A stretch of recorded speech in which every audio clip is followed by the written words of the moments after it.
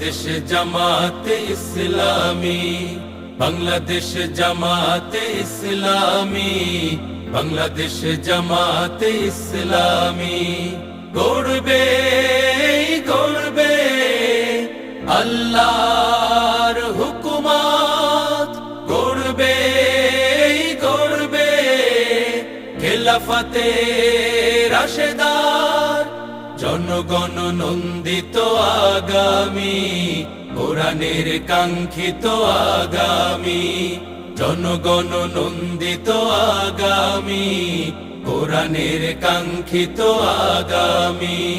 বাংলাদেশ জামাতে ইসলামী, বাংলাদেশ জামাতে ইসলামী, বাংলাদেশ জামাতে ইসলামী।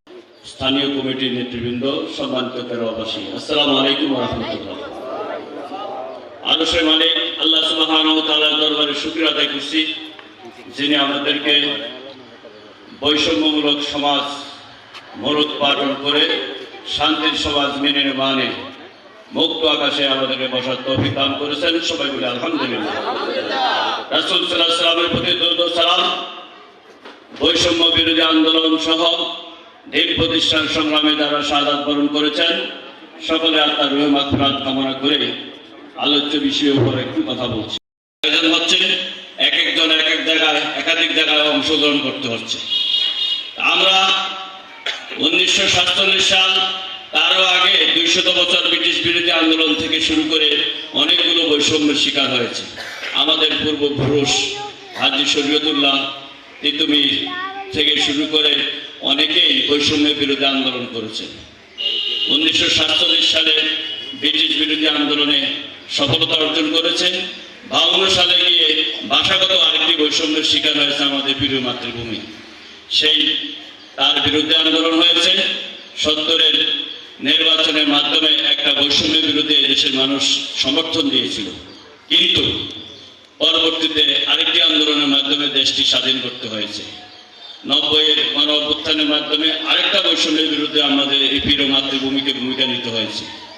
অবশেষে আমরা 2024 সালে ছাত্র জনতার নেতৃত্বে আরেকটি ফ্যাসিস্ট সরকারকে এই সমাজ থেকে বিদায় করেছি।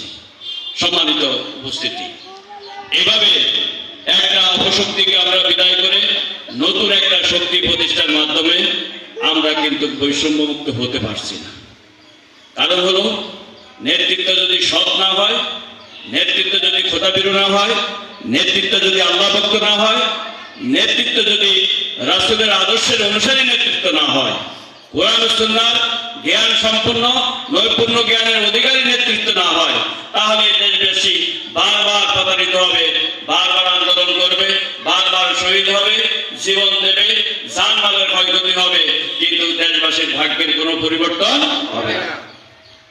বাংলাদেশ জামাত ইসলামী মনে করে, এই দেশবাসীকে যদি বৈষম্যের হাত থেকে বাঁচাতে হয়, রাসূল সাল্লাল্লাহু আলাইহি সাল্লামের দেখানো পদ্ধতি ও তরিকার মাধ্যমে সম্ভব।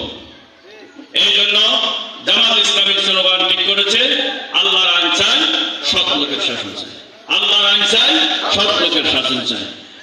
সমাজ পরিচালনার কার্যক্রম হবে কোরআন, পথ হবে রাসূল সাল্লাল্লাহু আলাইহি সাল্লামের, আর নেতৃত্ব হবে সৎ লোকের নেতৃত্ব। রাসূল সাল্লাল্লাহু আলাইহি সাল্লাম সৎ লোকের নেতৃত্ব সমাজে প্রতিষ্ঠার জন্য 27টি যুদ্ধে অংশগ্রহণ করেছেন। আজকে রাসূল নাই, ওলামায়ে কেরাম এর নেতৃত্বে, জামাত ইসলামের নেতৃত্বে। আসসালামু আলাইকুম।